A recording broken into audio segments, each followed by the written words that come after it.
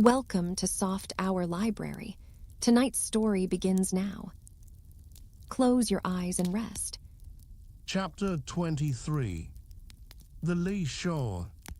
Some chapters back, one Bulkington was spoken of, a tall, Newlanded mariner encountered in New Bedford at the inn. When on that shivering winter's night, the Pequod thrust her vindictive bows into the cold, malicious waves, who should I see standing at her helm but Bulkington? I looked with sympathetic awe and fearfulness upon the man, who in midwinter just landed from a 4 years' dangerous voyage, could so unrestingly push off again for still another tempestuous term. The land seemed scorching to his feet. Wonderfulest things are ever the unmentionable. Deep memories yield no epitaphs. This 6-inch chapter is the stoneless grave of Bulkington. Let me only say that it fared with him as with the storm-tossed ship that miserably drives along the leeward land. The port would fain give succor, the port is pitiful, in the port is safety, comfort, hearthstone, supper, warm blankets, friends, all that's kind to our mortalities. But in that gale, the port, the land, is that ship's direst jeopardy. She must fly all hospitality. One touch of land, though it but graze the keel, would make her shudder through and through. With all her might she crowds all sail offshore. In so doing, fights, gainst the very winds that fain would blow her homeward, seeks all the lashed sea's landlessness again, for refuge's sake forlornly rushing into peril, her only friend her bitterest foe.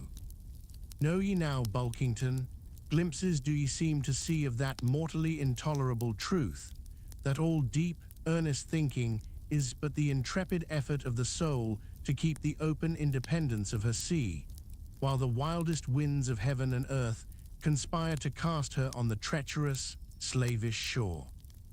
But as in landlessness alone resides highest truth, shoreless, indefinite as God, so better is it to perish in that howling infinite, than be ingloriously dashed upon the lee, even if that were safety. For worm-like then, oh, who would craven crawl to land? Terrors of the terrible, is all this agony so vain? Take heart, O Bulkington, bear thee grimly, demigod. Up from the spray of thy ocean perishing, straight up leaps thy apotheosis. Chapter 24. The Advocate. As Queequeg and I are now fairly embarked in this business of whaling, and as this business of whaling has somehow come to be regarded among landsmen as a rather unpoetical and disreputable pursuit, therefore I am all anxiety to convince ye landsmen, of the injustice hereby done to us hunters of whales. In the first place, it may be deemed almost superfluous to establish the fact that among people at large, the business of whaling is not accounted on a level with what are called the liberal professions.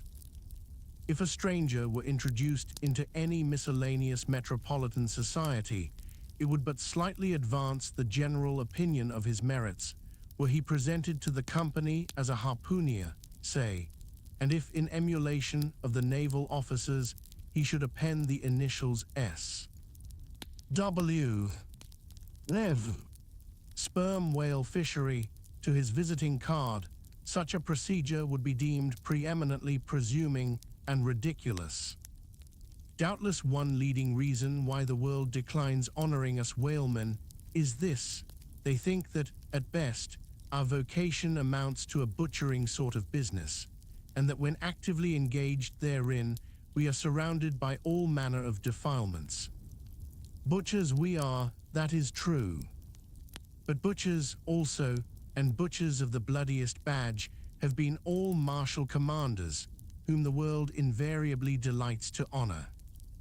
And as for the matter of the alleged uncleanliness of our business, ye shall soon be initiated into certain facts hitherto pretty generally unknown, and which, upon the whole, will triumphantly plant the sperm whaleship, at least, among the cleanliest things of this tidy earth.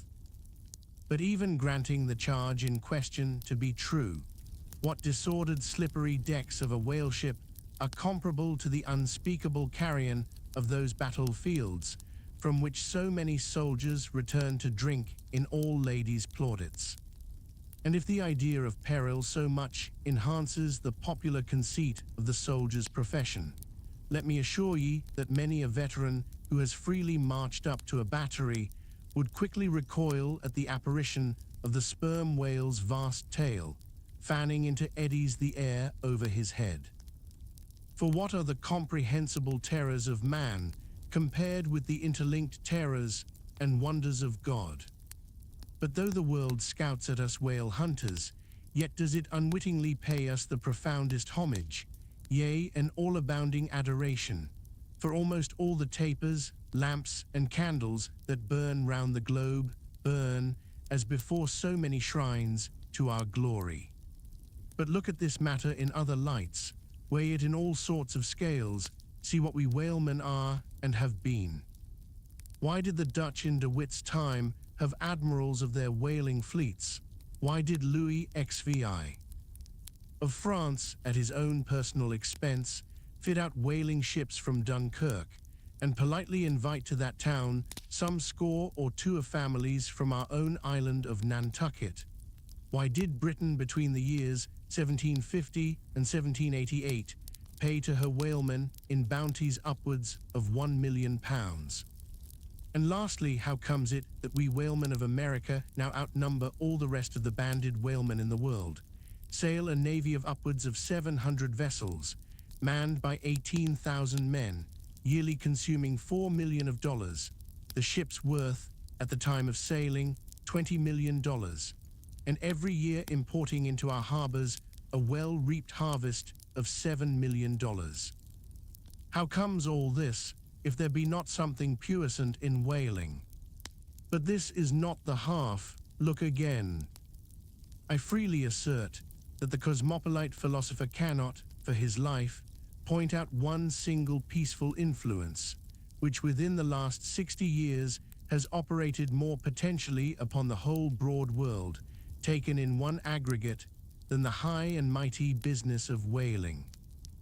One way and another, it has begotten events so remarkable in themselves, and so continuously momentous in their sequential issues, that whaling may well be regarded as that Egyptian mother who bore offspring themselves pregnant from her womb. It would be a hopeless, endless task to catalogue all these things. Let a handful suffice. For many years past, the whale ship has been the pioneer in ferreting out the remotest and least known parts of the earth. She has explored seas and archipelagos which had no chart, where no Cook or Vancouver had ever sailed. If American and European men of war now peacefully ride in once savage harbors, let them fire salutes to the honor and glory of the whale ship, which originally showed them the way, and first interpreted between them and the savages. They may celebrate as they will the heroes of exploring expeditions, your Cooks, your Crusenstons, but I say that scores of anonymous captains have sailed out of Nantucket that were as great and greater than your Cook and your Crucenston. For in their succorless empty-handedness, they in the heathenish sharked waters, and by the beaches of unrecorded Javelin Islands, battled with virgin wonders and terrors that Cook with all his marines and muskets would not willingly have dared. All that is made such a flourish of in the old South Sea voyages, those things were but the lifetime commonplaces of our heroic Nantucketers. Often adventures which Vancouver dedicates 3 chapters to, these men accounted unworthy of being set down in the ship's common log. Are the world, oh the world.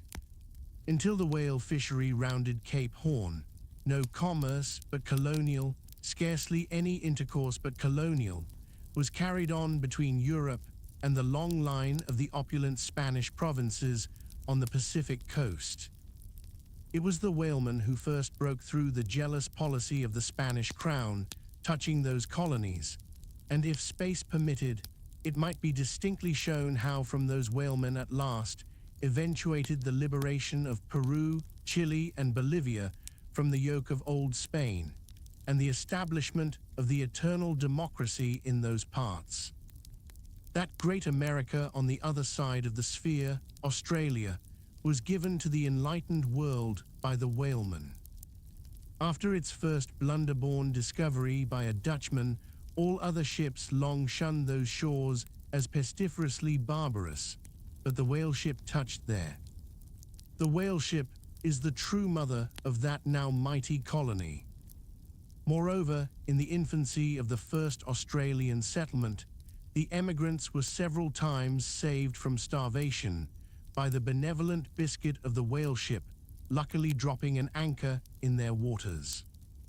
The uncounted isles of all Polynesia confess the same truth and do commercial homage to the whale ship that cleared the way for the missionary and the merchant, and in many cases carried the primitive missionaries to their first destinations. If that double-bolted land, Japan, is ever to become hospitable, it is the whale ship alone to whom the credit will be due, for already she is on the threshold. But if, in the face of all this, you still declare that whaling has no aesthetically noble associations connected with it, then am I ready to shiver 50 lances with you there, and unhorse you with a split helmet every time. The whale has no famous author, and whaling no famous chronicler, you will say. The whale no famous author, and whaling no famous chronicler, who wrote the first account of our Leviathan, who but mighty job, and who composed the first narrative of a whaling voyage, who, but no less a prince than Alfred the Great, who, with his own royal pen, took down the words from other, the Norwegian whale hunter of those times, and who pronounced our glowing eulogy in Parliament, who, but Edmund Burke. True enough, but then whalemen themselves are poor devils. They have no good blood in their veins. No good blood in their veins. They have something better than royal blood there. The grandmother of Benjamin Franklin was Mary Morrell. Afterwards, by marriage, Mary Folger, one of the old settlers of Nantucket, and the ancestress to a long line of Folgers and harpooneers, all kith and kin to noble Benjamin, this day darting the barbed iron from one side of the world to the other. Good again, but then all confess that somehow whaling is not respectable. Whaling not respectable, whaling is imperial. By Old English statutory law, the whale is declared a royal fish. Oh, that's only nominal. The whale himself has never figured in any grand, imposing way. The whale never figured in any grand, imposing way. In one of the mighty triumphs given to a Roman general upon his entering the world's capital, the bones of a whale, brought all the way from the Syrian coast, were the most conspicuous object in the symboled procession. See subsequent chapters for something more on this head. Grant it since you cite it, but say what you will, there is no real dignity in whaling. No dignity in whaling, the dignity of our calling the very heavens a test. Cetus is a constellation in the south. No more, drive down your hat in presence of the Tsar and take it off to Queequeg. No more, I know a man that, in his lifetime, has taken 350 whales. I account that man more honorable than that great captain of antiquity who boasted of taking as many walled towns. And as for me, if by any possibility there be any as yet undiscovered prime thing in me, if I shall ever deserve any real repute in that small but high-hushed world which I might not be unreasonably ambitious of, if hereafter I shall do anything that, upon the whole, a man might rather have done than to have left undone, if at my death my executors, or more properly my creditors, find any precious MSS in my desk, then here I prospectively ascribe all the honor and the glory to whaling, for a whale ship was my Yale College and my Harvard. Chapter 25. Postscript. In behalf of the dignity of whaling, I would fain advance naught but substantiated facts. But after embattling his facts, an advocate who should wholly suppress a not unreasonable surmise, which might tell eloquently upon his cause, such an advocate, would he not be blameworthy? It is well known that at the coronation of kings and queens, even modern ones, a certain curious process of seasoning them for their functions is gone through. There is a salt cellar of state, so called, and there may be a caster of state. How they use the salt, precisely, who knows? Certain I am, however, that a king's head is solemnly oiled at his coronation, even as a head of salad. Can it be, though, that they anoint it with a view of making its interior run well, as they anoint machinery? Much might be ruminated here concerning the essential dignity of this regal process, because in common life we esteem but meanly and contemptibly a fellow who anoints his hair and palpably smells of that anointing. In truth, a mature man who uses hair oil, unless medicinally, that man has probably got a quaggy spot in him somewhere. As a general rule, he can't amount to much in his totality. But the only thing to be considered here is this: what kind of oil is used at coronations? Certainly it cannot be olive oil, nor macassar oil, nor castor oil, nor bear's oil, nor train oil, nor cod liver oil. What then can it possibly be but sperm oil in its unmanufactured, unpolluted state, the sweetest of all oils? Think of that, ye loyal Britons. We whalemen supply your kings and queens with coronation stuff. Chapter 26. Knights and Squires. The chief mate of the Pequod was Starbuck, a native of Nantucket and a Quaker by descent. He was a long, earnest man, and though born on an icy coast, seemed well adapted to endure hot latitudes, his flesh being hard as twice-baked biscuit. Transporting to the Indies, his live blood would not spoil like bottled ale. He must have been born in some time of general drought and famine, or upon one of those fast days for which his state is famous. Only some 30 arid summers had he seen. Those summers had dried up all his physical superfluousness. But this, his thinness, so to speak, seemed no more the token of wasting anxieties and cares than it seemed the indication of any bodily blight. It was merely the condensation of the man. He was by no means ill-looking, quite the contrary. His pure tight skin was an excellent fit, and closely wrapped up in it, and embalmed with inner health and strength, like a revivified Egyptian, this Starbuck seemed prepared to endure for long ages to come, and to endure always as now. For be it polar snow or torrid sun, like a patent chronometer, his interior vitality was warranted to do well in all climates. Looking into his eyes, you seemed to see there the yet lingering images of those thousandfold perils he had calmly confronted through life. A staid, steadfast man, whose life for the most part was a telling pantomime of action, and not a tame chapter of sounds. Yet for all his hardy sobriety and fortitude, there were certain qualities in him which at times affected, and in some cases seemed well nigh to overbalance all the rest.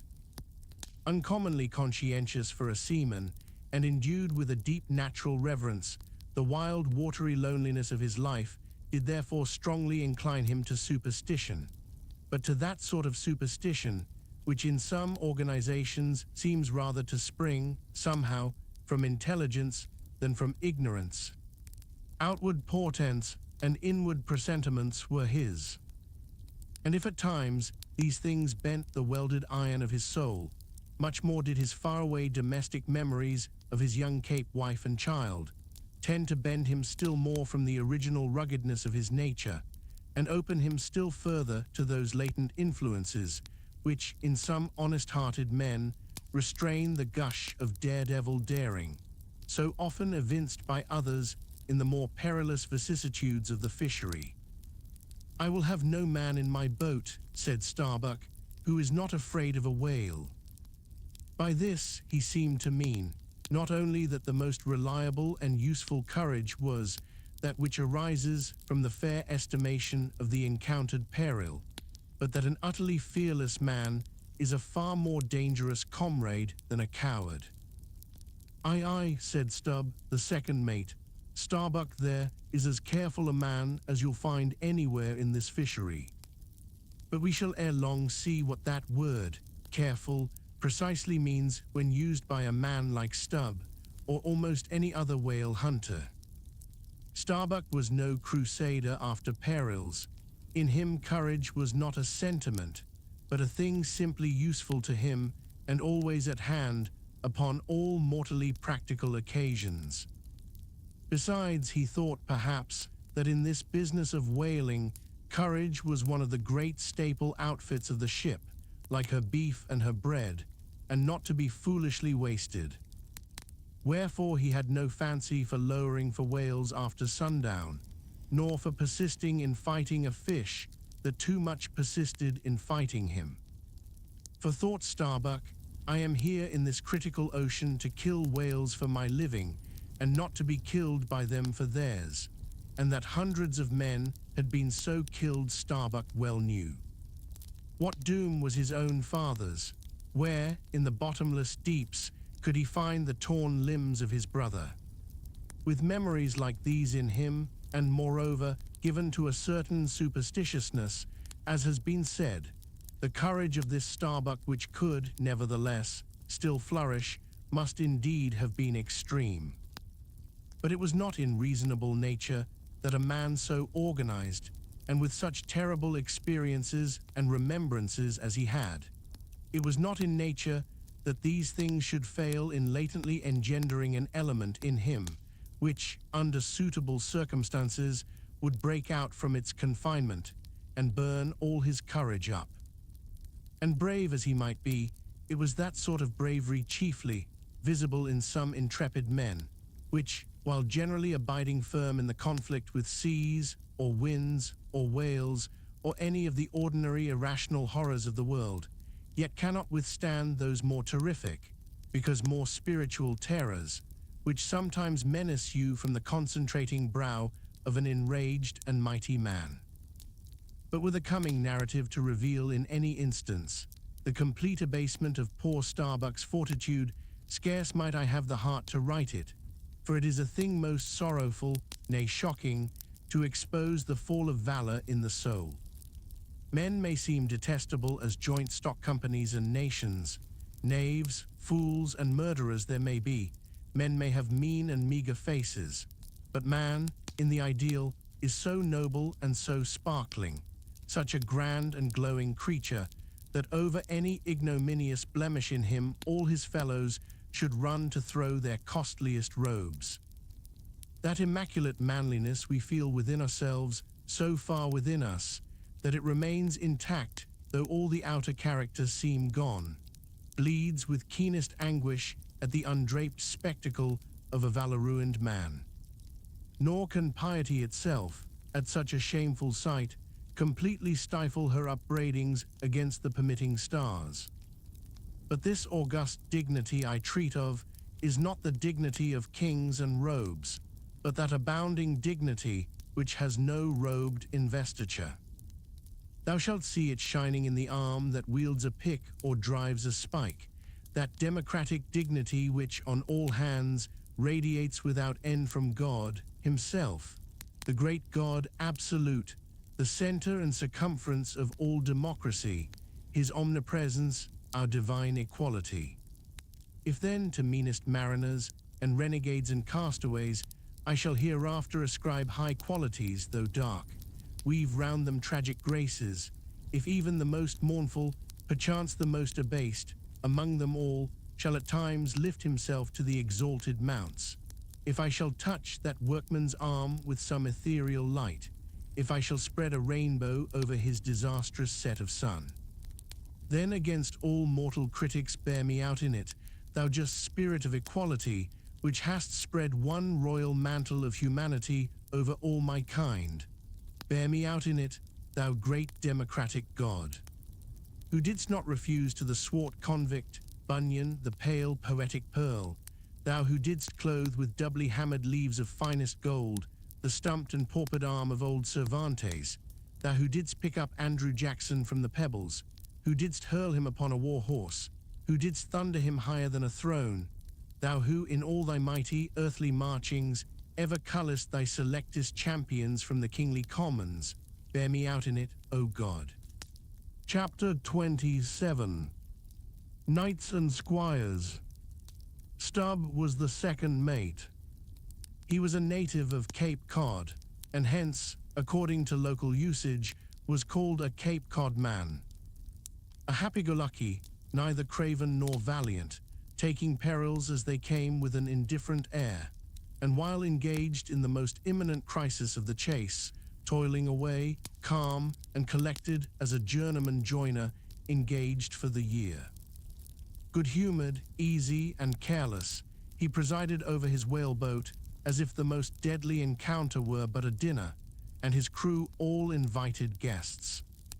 He was as particular about the comfortable arrangement of his part of the boat as an old stage driver is about the snugness of his box. When close to the whale, in the very deathlock of the fight, he handled his unpitying lance coolly and off-handedly, as a whistling tinker his hammer. He would hum over his old rig-a-dig tunes, while flank and flank with the most exasperated monster. Long usage had, for this Stubb, converted the jaws of death into an easy chair. What he thought of death itself, there is no telling. Whether he ever thought of it at all might be a question, but if he ever did chance to cast his mind that way after a comfortable dinner, no doubt, like a good sailor, he took it to be a sort of call of the watch to tumble aloft and bestir themselves there about something which he would find out when he obeyed the order, and not sooner. What perhaps with other things made Stubb such an easygoing, unfearing man, so cheerily trudging off with the burden of life in a world full of grave peddlers, all bowed to the ground with their packs, what helped to bring about that almost impious good humor of his? That thing must have been his pipe. For like his nose, his short, black little pipe was one of the regular features of his face. You would almost as soon have expected him to turn out of his bunk without his nose as without his pipe. He kept a whole row of pipes there ready loaded, stuck in a rack, within easy reach of his hand, and whenever he turned in, he smoked them all out in succession, lighting one from the other to the end of the chapter, then loading them again to be in readiness anew. For when Stubb dressed, instead of first putting his legs into his trousers, he put his pipe into his mouth. I say this continual smoking must have been one cause, at least, of his peculiar disposition, for everyone knows that this earthly air, whether ashore or afloat, is terribly infected with the nameless miseries of the numberless mortals who have died exhaling it, and as in time of the cholera, some people go about with a camphorated handkerchief to their mouths, so likewise, against all mortal tribulations, Stubb's tobacco smoke might have operated as a sort of disinfecting agent. The third mate was Flask, a native of Tisbury in Martha's Vineyard.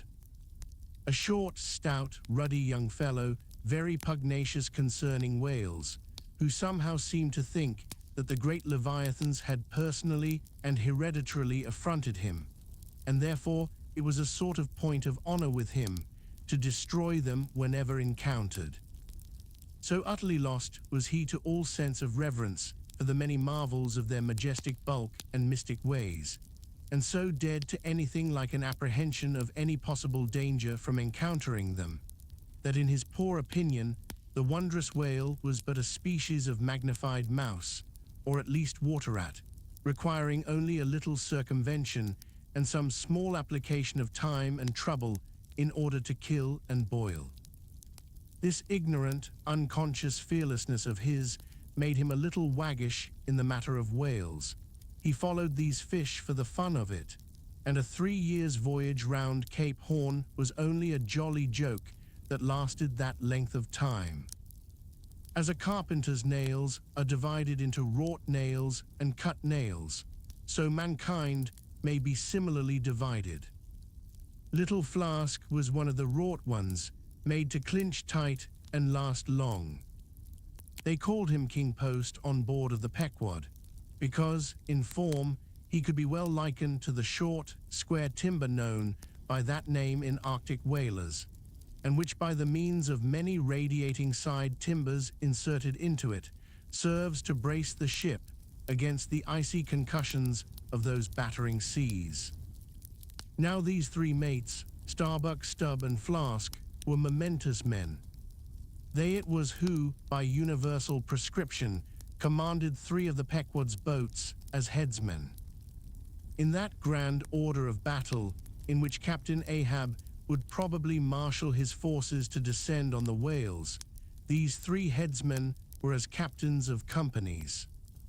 Or being armed with their long, keen whaling spears, they were as a picked trio of lancers, even as the harpooneers were flingers of javelins.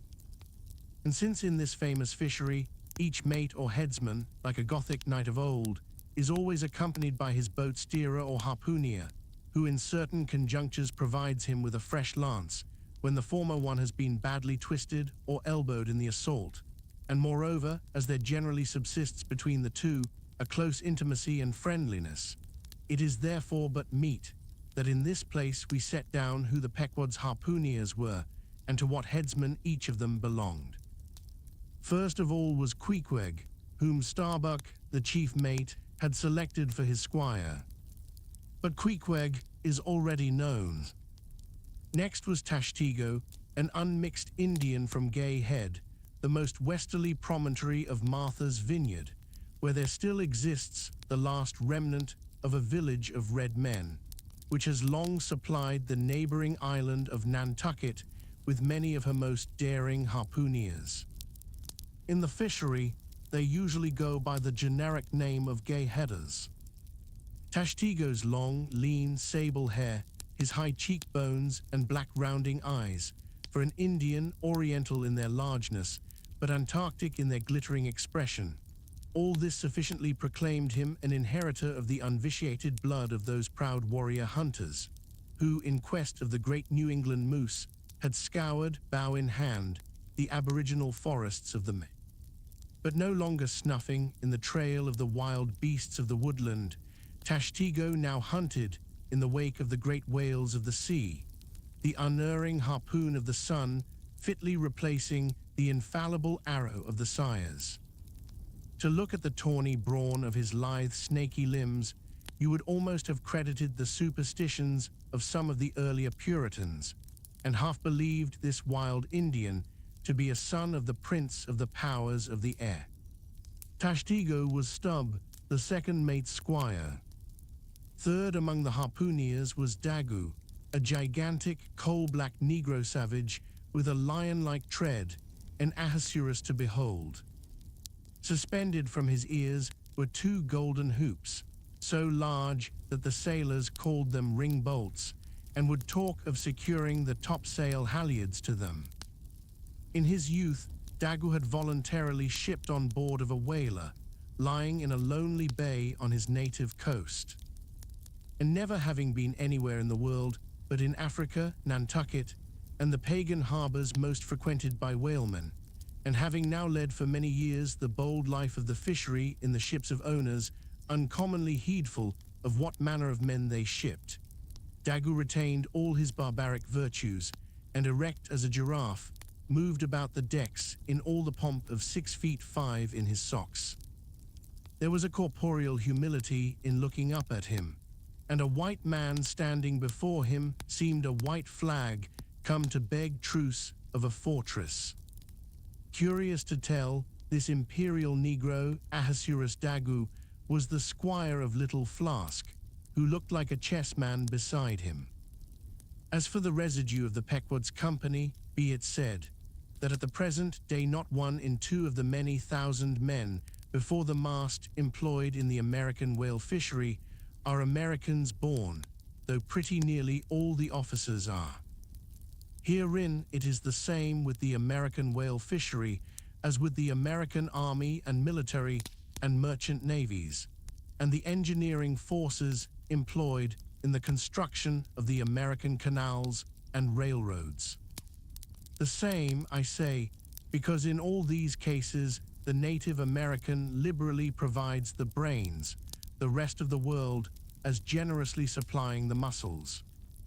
No small number of these whaling seamen belong to the Azores, where the outward-bound Nantucket whalers frequently touch to augment their crews from the hardy peasants of those rocky shores. In like manner, the Greenland whalers sailing out of Hull or London put in at the Shetland Islands to receive the full complement of their crew. Upon the passage homewards, they drop them there again. How it is, there is no telling, but islanders seem to make the best whalemen. They were nearly all islanders in the Pequod, isolatos too, I call such, not acknowledging the common continent of men, but each isolato living on a separate continent of his own. Yet now, federated along one keel, what a set these isolatos were. An Anacharsis Klutz deputation from all the isles of the sea and all the ends of the earth, accompanying old Ahab in the Pequod to lay the world's grievances before that bar from which not very many of them ever come back. Black little Pip, he never did, oh no, he went before. Poor Alabama boy, on the grim Pequod's forecastle, he shall ere long see him beating his tambourine, prelusive of the eternal time when sent for to the great quarterdeck on high, he was bid strike in with angels and beat his tambourine in glory, called a coward here, hailed a hero there. Chapter 28. Ahab. For several days after leaving Nantucket, nothing above hatches was seen of Captain Ahab. The mates regularly relieved each other at the watches, and for aught that could be seen to the contrary, they seemed to be the only commanders of the ship. Only they sometimes issued from the cabin with orders so sudden and peremptory that after all it was plain they but commanded vicariously. Yes, their supreme lord and dictator was there, though hitherto unseen by any eyes, not permitted to penetrate into the now sacred retreat of the cabin. Every time I ascended to the deck from my watches below, I instantly gazed aft to mark if any strange face were visible, for my first vague disquietude touching the unknown captain, now in the seclusion of the sea, became almost a perturbation. This was strangely heightened at times by the ragged Elijah's diabolical incoherences uninvitedly recurring to me, with a subtle energy I could not have before conceived of. But poorly could I withstand them, much as in other moods I was almost ready to smile at the solemn whimsicalities of that outlandish prophet of the wharves. But whatever it was of apprehensiveness or uneasiness, to call it so, which I felt, yet whenever I came to look about me in the ship, it seemed against all warrantry to cherish such emotions. For though the harpooneers, with the great body of the crew, were a far more barbaric, heathenish, and motley set than any of the tame merchant ship companies which my previous experiences had made me acquainted with, still I ascribed this, and rightly ascribed it, to the fierce uniqueness of the very nature of that wild Scandinavian vocation in which I had so abandonedly embarked. But it was especially the aspect of the three chief officers of the ship, the mates, which was most forcibly calculated to allay these colorless misgivings and induce confidence and cheerfulness in every presentment of the voyage.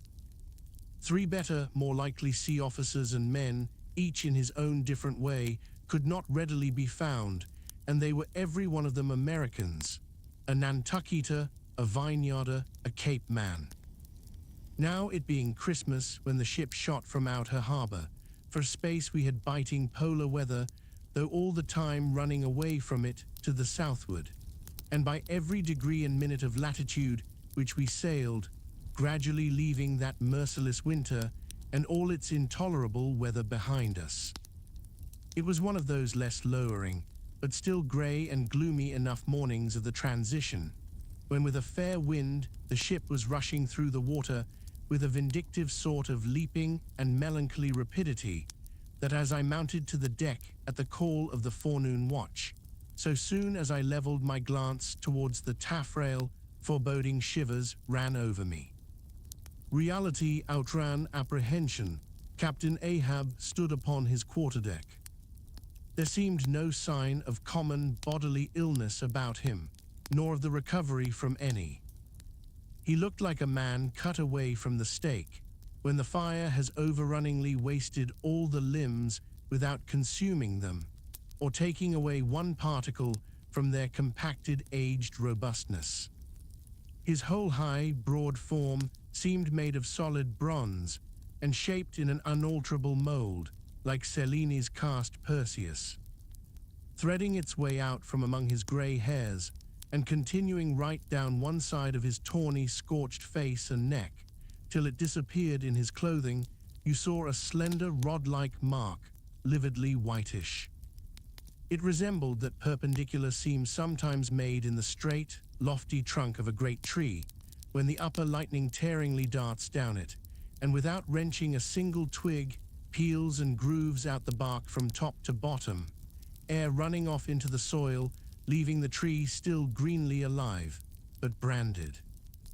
Whether that mark was born with him, or whether it was the scar left by some desperate wound, no one could certainly say. By some tacit consent, throughout the voyage little or no allusion was made to it, especially by the mates.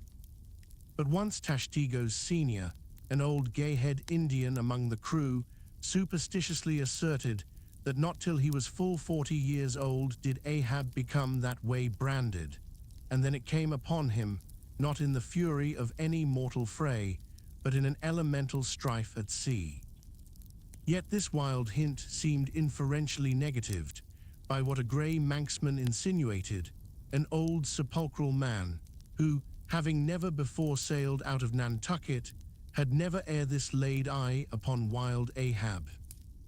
Nevertheless, the old sea traditions, the immemorial credulities, popularly invested this old Manxman with preternatural powers of discernment, so that no white sailor seriously contradicted him when he said that if ever Captain Ahab should be tranquilly laid out, which might hardly come to pass, so he muttered, then whoever should do that last office for the dead would find a birthmark on him from crown to sole.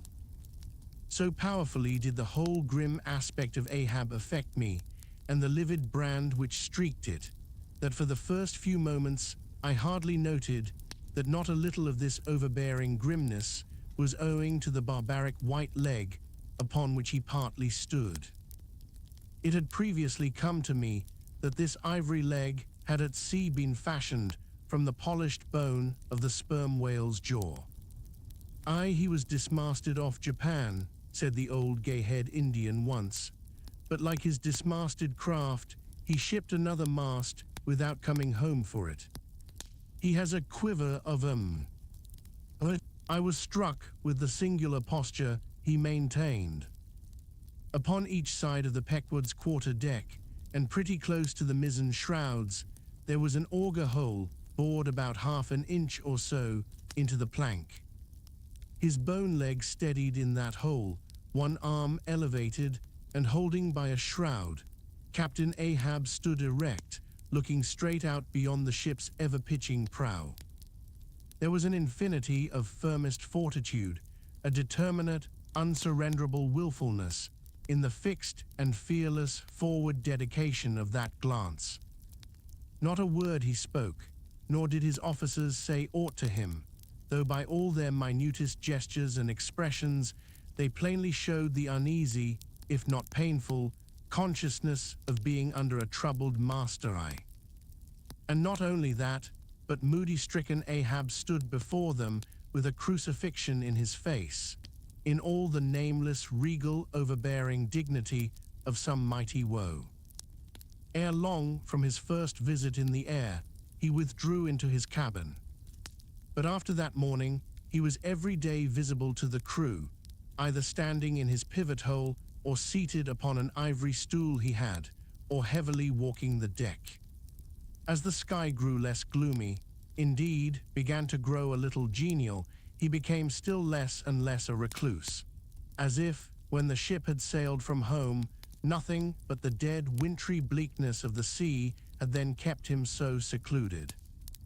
And by it came to pass that he was almost continually in the air, but as yet, for all that he said or perceptibly did on the at last sunny deck, he seemed as unnecessary there as another mast.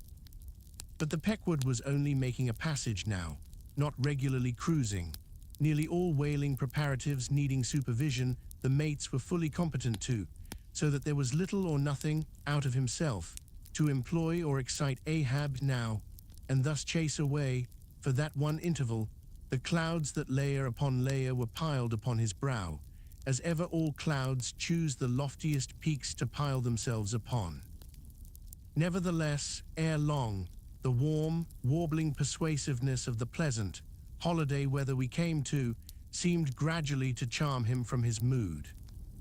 For as when the red-cheeked, dancing girls, April and May, trip home to the wintry, misanthropic woods, even the barest, ruggedest, most thunder-cloven old oak will at least send forth some few green sprouts to welcome such glad-hearted visitants.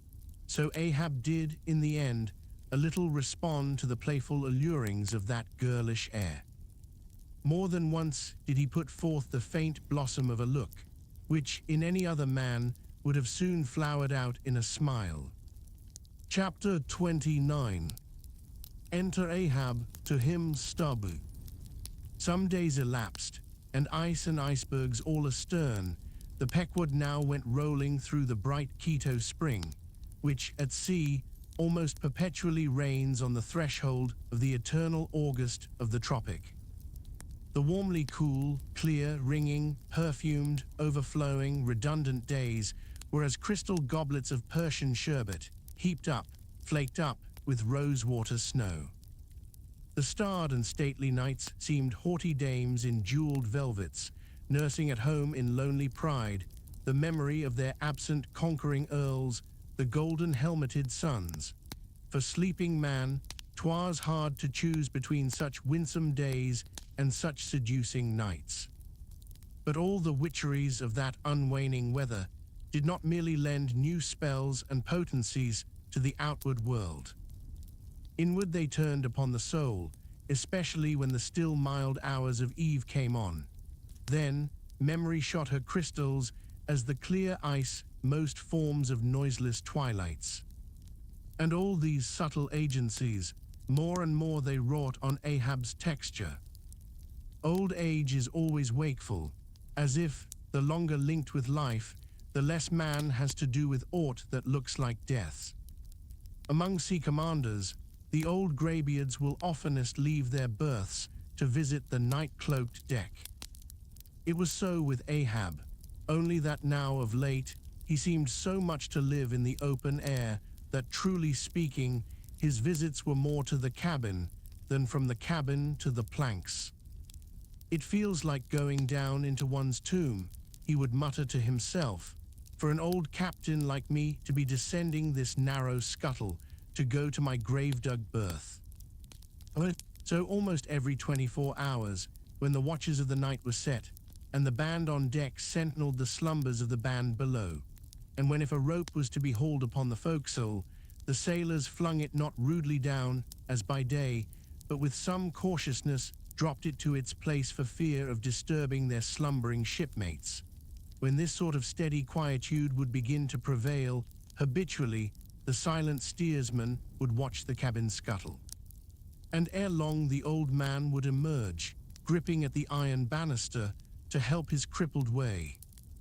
Some considering touch of humanity was in him, for at times like these he usually abstained from patrolling the quarterdeck, because to his wearied mates, seeking repose within 6 inches of his ivory heel, such would have been the reverberating crack and din of that bony step, that their dreams would have been on the crunching teeth of sharks. But once the mood was on him too deep for common regardings, and as with heavy lumber-like pace he was measuring the ship from taffrail to mainmast Stubb, the old second mate, came up from below with a certain unassured, deprecating humorousness, hinted that if Captain Ahab was pleased to walk the planks, then no one could say nay, but there might be some way of muffling the noise, hinting something indistinctly and hesitatingly about a globe of tow and the insertion into it of the ivory heel. "Ah, Stubb, thou didst not know Ahab then." "Am I a cannonball, Stubb," said Ahab, "that thou wouldst wad me that fashion? But go thy ways, I had forgot. Below to thy nightly grave, where such as ye sleep between shrouds, to use ye to the filling one at last. Down, dog, and kennels." Starting at the unforeseen concluding exclamation of the so suddenly scornful old man, Stubb was speechless a moment, then said excitedly, "I am not used to be spoken to that way, sir. I do but less than half like it, sir." "Avast," gritted Ahab between his set teeth, and violently moving away, as if to avoid some passionate temptation. "No, sir, not yet," said Stubb, emboldened. "I will not tamely be called a dog, sir." "Then be called 10 times a donkey, and a mule, and an ass, and begone, or I'll clear the world of thee." As he said this, Ahab advanced upon him with such overbearing terrors in his aspect that Stubb involuntarily retreated. "I was never served so before without giving a hard blow for it," muttered Stubb, as he found himself descending the cabin scuttle. "It's very queer." "Stop, Stubb, somehow now I do well know whether to go back and strike him, or what's that, down here on my knees and pray for him. Yes, that was the thought coming up in me, but it would be the first time I ever did pray. It's queer, very queer, and he's queer too. I take him fore and aft, he's about the queerest old man Stubb ever sailed with. How he flashed at me, his eyes like powder pans. Is he mad? Anyway, there's something on his mind, as sure as there must be something on a deck when it cracks. He ain't in his bed now, either, more than 3 hours out of the 24, and he don't sleep then. Didn't that doughboy, the steward, tell me that of a morning he always finds the old man's hammock clothes all rumpled and tumbled, and the sheets down at the foot, and the coverlid almost tied into knots, and the pillow a sort of frightful hot, as though a baked brick had been on it? A hot old man. I guess he's got what some folks ashore call a conscience. It's a kind of tick-dolly-row, they say, worse nor a toothache. Well, well, I don't know what it is, but the Lord keep me from catching it. He's full of riddles. I wonder what he goes into the after-hold for every night, as Doughboy tells me he suspects. What's that for, I should like to know? Who's made appointments with him in the hold? Ain't that queer now? But there's no telling, it's the old game. Here goes for a snooze. Damn me, it's worth a fellow's while to be born into the world, if only to fall right asleep. And now that I think of it, that's about the first thing babies do, and that's a sort of queer too. Damn me, but all things are queer, come to think of 'em. But that's against my principles. Think not is my 11th commandment, and sleep when you can is my 12th, so here goes again. But how's that? Didn't he call me a dog? Blazes, he called me 10 times a donkey and piled a lot of jackasses on top of that. He might as well have kicked me and done with it. Maybe he did kick me, and I didn't observe it. I was so taken all aback with his brow, somehow. It flashed like a bleached bone. What the devil's the matter with me? I don't stand right on my legs. Coming afoul of that old man has a sort of turned me wrong side out. By the Lord, I must have been dreaming, though how? But the only way's to stash it, so here goes to hammock again, and in the morning I'll see how this plaguey juggling thinks over by daylight.